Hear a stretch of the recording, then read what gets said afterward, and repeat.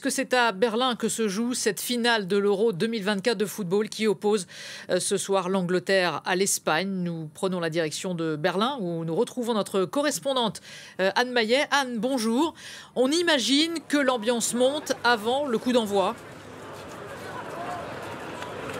Oui, effectivement, Berlin, la capitale allemande, est fin prête pour la finale de cette compétition. L'apothéose de l'Euro 2024 qui opposera ce soir au stade olympique de Berlin l'Angleterre à l'Espagne. L'Angleterre qui s'est imposée en demi-finale face aux Pays-Bas et l'Espagne qui s'est imposée face aux Bleus, comme vous le savez.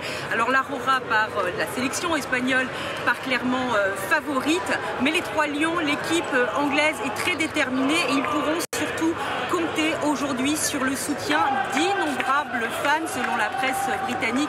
Quelques 50 000 supporters de l'équipe anglaise ont fait le déplacement aujourd'hui à Berlin pour pousser leur équipe vers la victoire. 50 vols charters ont été affrétés pour leur permettre de venir jusqu'ici.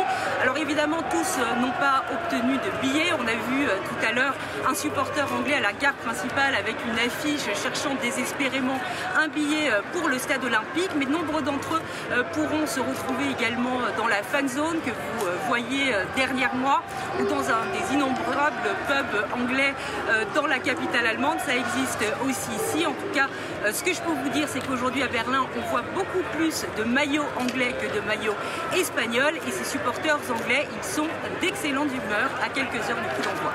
Alors Anne, c'est une finale qui vient clore 4 semaines sans incident majeur. Oui, les autorités tirent effectivement un bilan provisoire, certes, mais un bilan plutôt positif de cette compétition. Plus de 7 millions de personnes se sont rendues en Allemagne, dans les stades ou dans les fan zones du pays pour suivre ces matchs. Et dans l'ensemble, ça s'est plutôt bien passé. Il faut dire que l'Allemagne a mis en place un dispositif de sécurité massif avec des contrôles aux frontières pour filtrer les supporters de football les plus violents. 22 000 policiers fédéraux ont été mobilisés, 350 policiers européens sont venus en renfort, sans compter évidemment les innombrables agents locaux qui étaient déployés dans les villes où se trouvent des stades de l'Euro.